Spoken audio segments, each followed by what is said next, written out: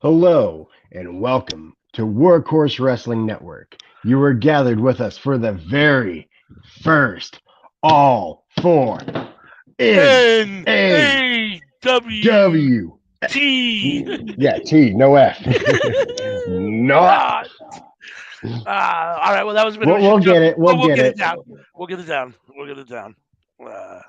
But yes, all four knots. Not being a NAWT, a combination of N and T from NXT and A and W from Raw. And myself and Sammy Joe, at least tonight, will be reviewing Raw and NXT. Raw from last night and NXT from tonight that's still actually going on as we're talking. Yep. Um, in Mellow don't about miss. 25 minutes before we jump over to the cookout that starts live at 7:30. So, uh, But you'll be seeing this. Wait, are we live right now? no, we're Okay, recording this, so I'm not sure yet. We good. have to decide still when we want to I actually think it's edit. I better to figure record this Wednesday. and do it the next day. Yeah. Yeah, I figure maybe Wednesday morning. So probably tomorrow morning, you guys, this will be up for everyone to see. So because this isn't live, please comment in the comments below when you watch this video. Please hit the like button. If you're new, please subscribe to Workhorse Wrestling Network. We do appreciate you. Hit the content button so you can be notified of all of our upcoming content. And I guess we should crack into it. Do you want to do NXT because it's still going on, or do you want to start with Raw? Let's start with Raw. All right. So, wow, that's not what I meant to do. I mean, unless you're not prepped. If you're not prepped, we can go with NXT first. Why is this doing this? Hold on for a sec. I might be popping in and out of the video because I'll Okay. might need to be checking my notes. Save. Next week, I'll make Okay, sure to there we do it on the notebook instead of my phone. go. So, all right. So this week, so on Raw last night, when We me and started the when show with the Bloodline. we did start the show. Well, yes, technically we started the show with Lita and Becky walking in, talking about their match with Damage Control, which And I just can't get this to stay.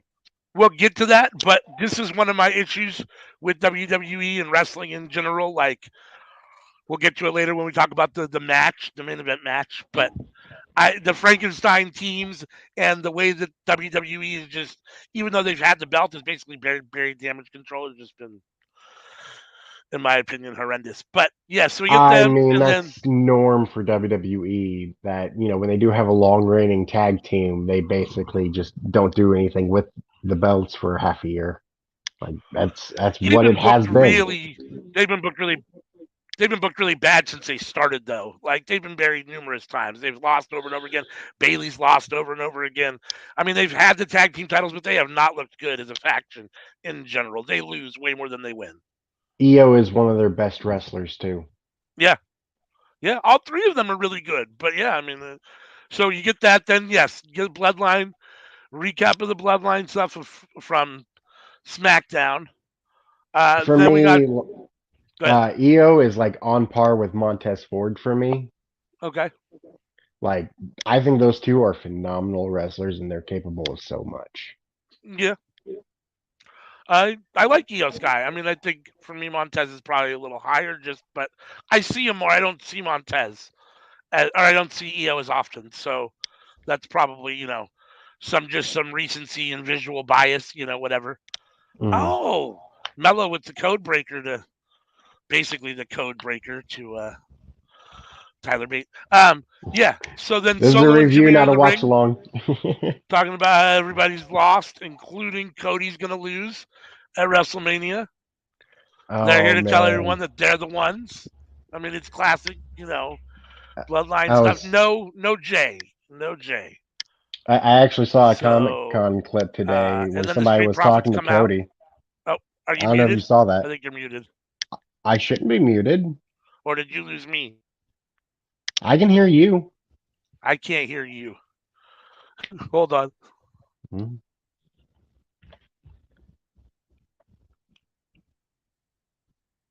Well, now I can't hear you.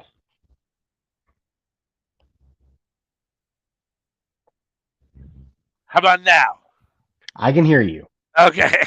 I can hear. Okay. All right. I saw a clip today of Comic-Con with Cody Rhodes, and it was pretty damn funny. I don't know if you saw it. I did not. So the guy started the question off by saying of how great a moment it must have been for Cody to win the ESPY, and then said if that moment's going to be as good as the moment when Roman Reigns defeats him at WrestleMania. That's awesome. That's Uh, awesome. So then we had the Street man. Profits versus Jimmy and Solo, which Hmm. was that was a good match. Solo looked strong. You know, you always say Dawkins is the best hot tag in wrestling. We saw that at least once. It might have been twice. Tez was a hot tag at one point as well. Um, the frog splash crossbody onto Jimmy for a 2 count was really nice. Solo eventually spiked Tez, and what does it say? I can't see my notes here. I can't read my own notes here. My last note says Solo versus KO. So I guess we're getting Solo versus Kevin Owens. I forget exactly what they said when that's going to happen. Is that next week on Raw, or is that going to take place at WrestleMania? I'm pretty sure that's next week. That's what I thought. Next week on Raw. So I'm looking forward to that. I think Solo and KO should be a good match. Anything you want to say about this little segment here? No. Moving Then, on. then we're moving on to MVP and Amos. This is terrible. Amos and Brock. I don't care at Yeah, all this about segment was this. not the MVP, that's for sure. No, definitely not. I don't care about it. So I did think I have in my notes drinking Sammy's moonshine. Hmm. So they were drinking moonshine that I know you drinking on one of our many workhorse wrestling streams before. White Lightning, The White Lightning. the White Lightning. That's what they Uh, called me in college. I never went to college. I like MVP spraying it in Brock's face was hysterical. But yeah, Oh, that and had to burn. If it was right, real, it had to burn. But the way that his face went red, I'm gonna lean towards the side of that was real. yeah. Although Brock Lesnar can probably just make his face red on command too, so I don't know. Well, there's that too. Probably can. Yeah, this was a segment I didn't care about. I don't. I I think I posted it on Twitter earlier. Is there a match so far? Is there a match for WrestleMania so far that you can care less about than Almost and Brock? I mean, for me, that's by far so far of the announced matches. It's got to be the one I care least about. I think is going to be horrible. I mean, So I'm sure there's been ones in the past that have been less, but yeah, recency bias. I, I yeah, yeah. I'll go No, I with you. mean literally for this year, for the ones that they've announced so far. Yeah. For There's the only ones that been have been announced so far, yeah. I mean, there's only 3 or 4 so far, but this by far has to be the worst. And then we got Cody versus Chad Gable. Which let me ask you a question, and then we're on limited time here, but I just want your input on this. I think I asked this on Twitter as well. What's the difference between Cody Rhodes and Chad Gable besides the last name Rhodes? 3 inches of height. Yeah, right. I mean, other than that, I mean they're both equally as good in the ring. Chad Gable might be better as an No, actual in-ring move to move wrestler. They're both equally Cody's a as little good more on the showboaty. a little bit more showboaty, but Chad's got a lot of personality. I think they both have Hmm. great promo styles, but Hmm. one's a main event guy and one can barely get on a card. And I don't understand why. I mean, my opinion, it's got to be because he's Cody fucking Rhodes, right? Like, but I don't know. I mean, people said it before. If Gable wants to go to AEW, he'd be a main eventer there. I would think so. Yeah. So this was a good match. Anything you want to say about the match itself? Um, I thought it was awesome. Yeah, I mean, I thought it was a really Uh, good match. There was an inverted suplex from the top rope that looked really Cody cool. did a lot on the outside. Yeah. Chad is really good. That I have in my notes. Chad is so good. I have Cody sucks in my notes. But I mean he doesn't suck. I just am not a Cody Rhodes fan. Um so yeah, this was a solid match. You know, you gotta have obviously Cody needs tune up matches leading up to WrestleMania, right? Against Roman. Hmm. So he's going to pick up some victories. And Chad Gable is a guy that can get a good match, can give a good match, and so then He's a we guy you had, want to work with. yeah, no doubt, no doubt. So, and then we have, in the spirit of WrestleMania 39 Hollywood, we have another WWE remaking a Hollywood moment with Bianca and Tez redoing the Titanic scene. Which is a timely affair because Leo's been in the news lately. Yeah. So I thought that was kind of funny. Mm-hmm. And then we got the Judgment Day promo. The only note that I have from the Judgment Day promo was when he called himself ex-con Dom, which I really like. I thought that was fucking hysterical.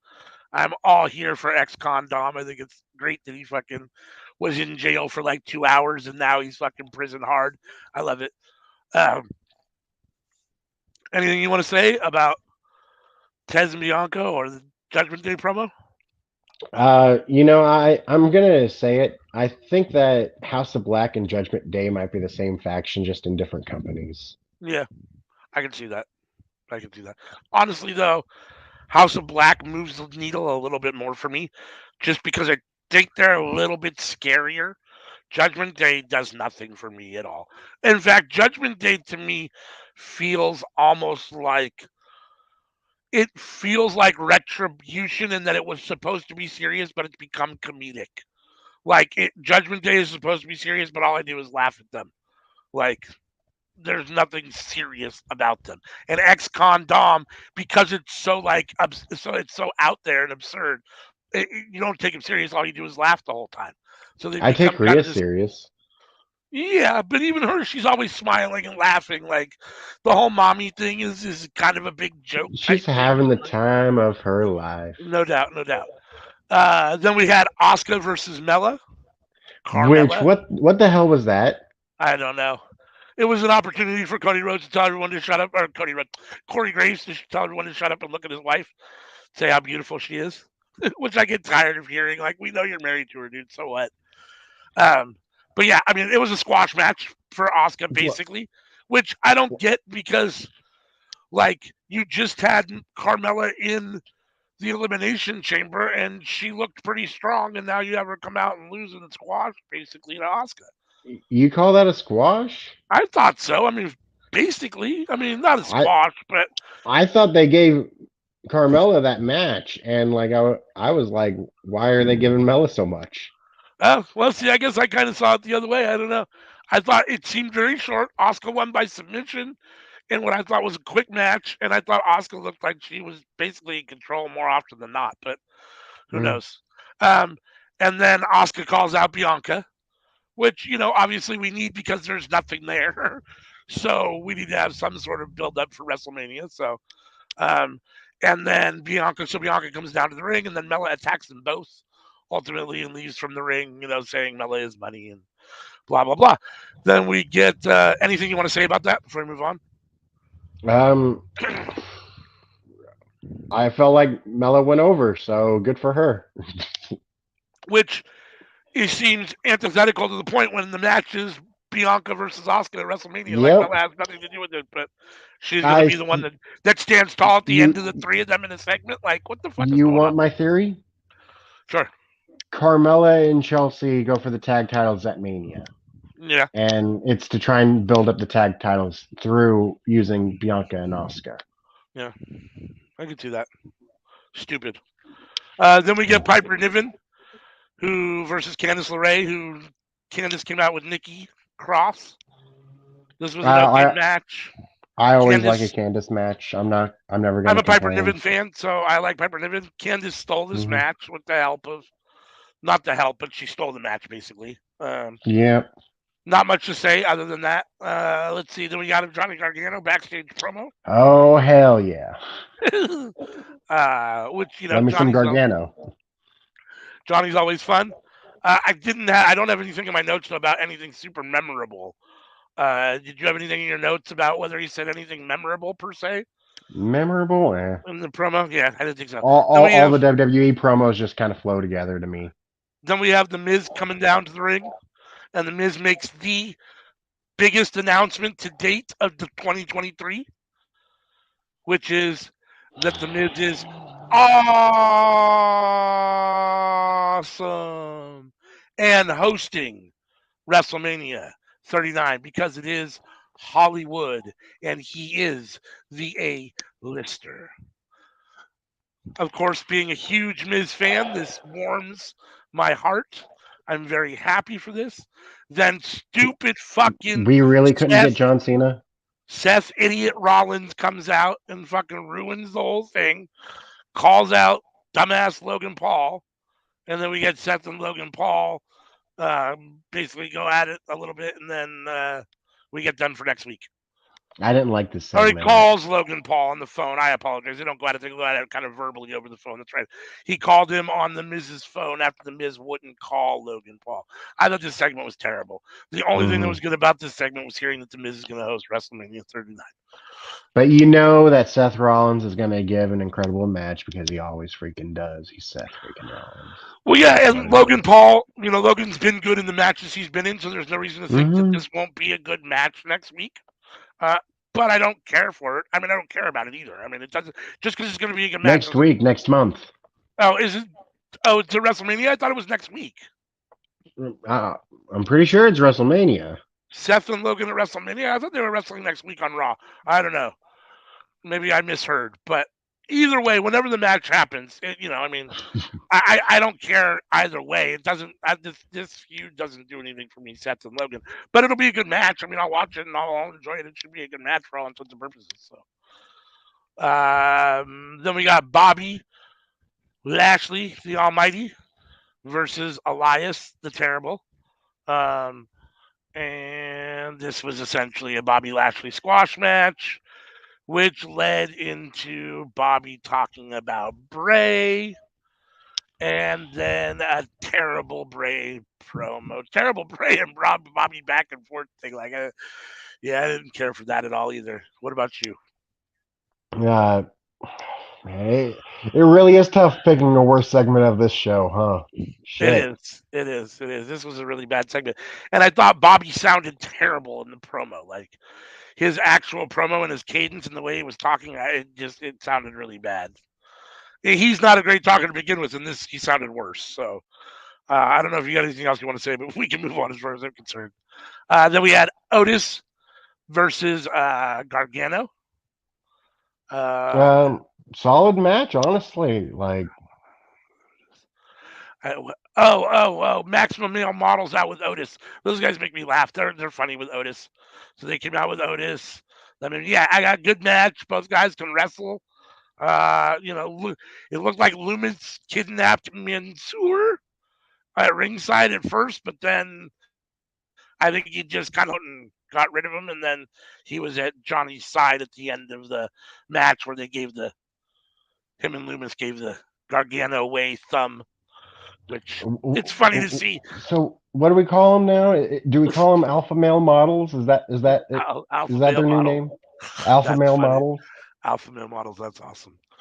And then I got Paul Heyman promo talking about Cody and Roman. And then why do my notes end there? I feel like that's incomplete. There had to be something else, right? What am I missing? The main event was the tag team match. Which was, tell me again. Lita and Becky Lynch. Oh, yeah. I don't know why I don't have any notes here.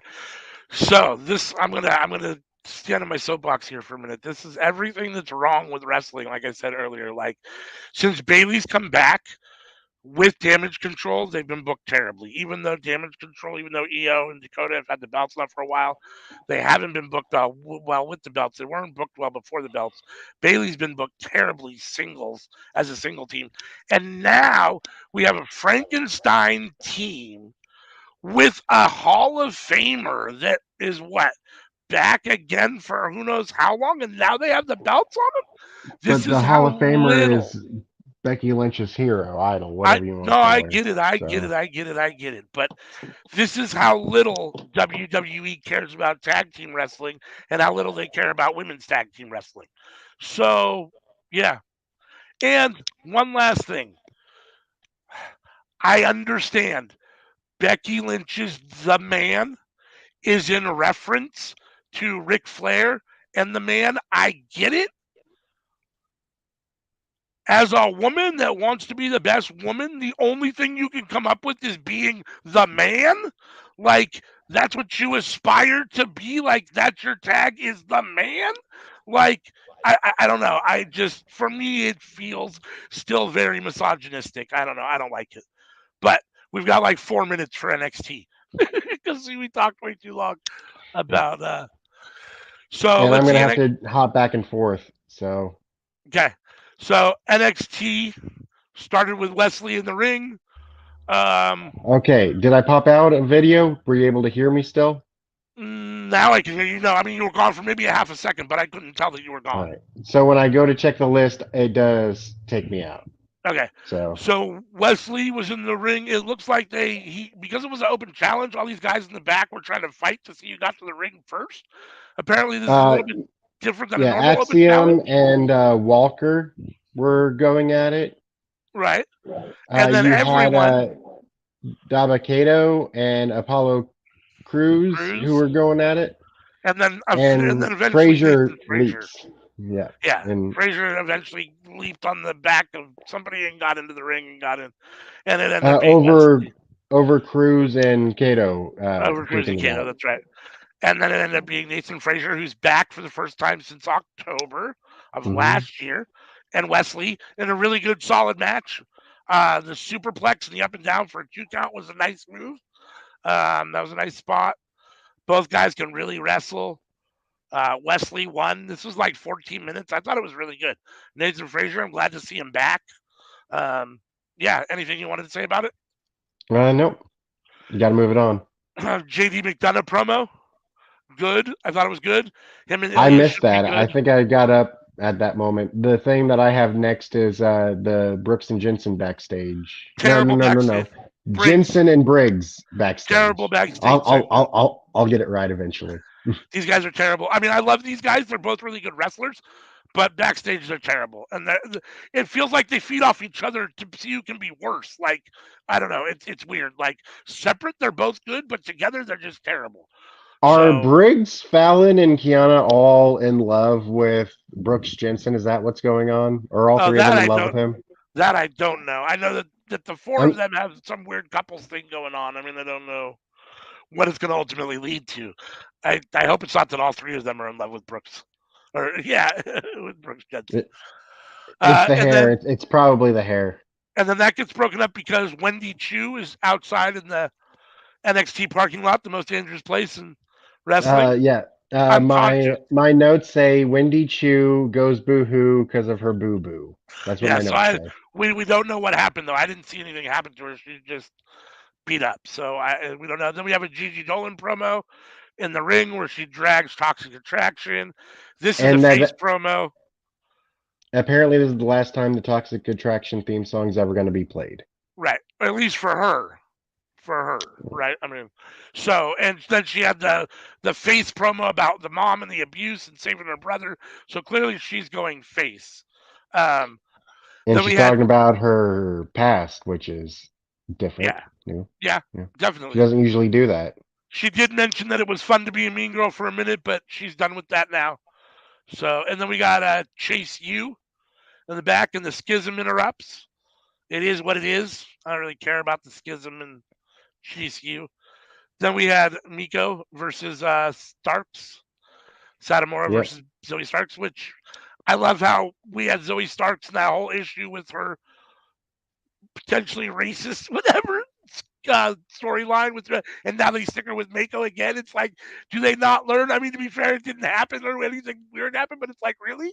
That was my first thought was they put her with another Asian wrestler? Like, okay, here we go. But I thought it was a good match. The crowd was hot for this show, and they loved Mako. The crowd was really good for Hmm. this show. They really liked Mako. Mako's great. Zoe Starks is what she is. I think she's a good wrestler. Mako's clearly the better wrestler. And then ultimately, this is just playing up for Roxanne and Mako that face each other next week at Roadblock. Roxanne came down to the ring and they faced each other at a little face off. Then we had the Creeds backstage. They talked to Damon Kemp about trying to get him online or on their team for next week, but 6 man. But then they Then Braun comes over and says, or I guess Damon Kemp says, nah, they decide they don't really want Damon Kemp. And Braun comes over and says he'll help him. So it's Braun and the Creeds versus Indus Sheer next week at NXT Roadblock. Then we've got Elektra Lopez versus Sol Ruca. There was a thing before that. Oh, Casey and Tiffany oh, talking outside of Winnie Chu being hurt, and Tiffany had an epiphany, and I hope she never has one ever again, because I like puns, but that was not it. I do like No more Tiffany Tiffany Stratton, though. epiphany. I do like Tiffany Stratton. Then we had Elektra Lopez and Sol Ruca. Not much to say here. Sponsored by Jergens. Yeah, it was a good match. It was what it was. I guess the only thing to say about it is Valentina and Elektra look like they're parting ways, right? Valentina was there to help. Valentina is probably going to be a bigger star than either of the two of them. Yeah, probably. I said it there. I said it. You know, then we had Gallus in a promo for that was kind of fun at a pool hall. Then Pretty Deadly had a promo, which was even better. Backstage little promo that was even better. Then we had Katana Chance and Tiffany Stratton. Not much to say. Tiffany keep calling her won. Casey. Casey, hold on for just a second. I love you. Gallus boys on top. Bar fight. Yeah. All right. Casey, yeah, I mean, Casey's still not ready. She's still not solid enough in the ring.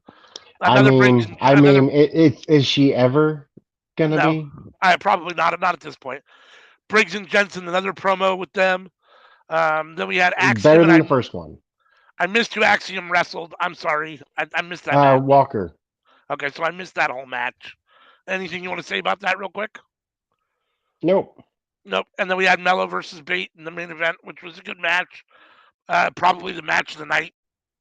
I thought it was good. All right. I have 2 notes left. Yes, go ahead. Boo Waller, boo. And Carmelo Hayes, don't miss. Those are my only 2 notes I have left. All right. On that, we're going to cut this one short, and next week we will be tighter so that we don't have to race against the clock. We got to get over to the cookout. Peace.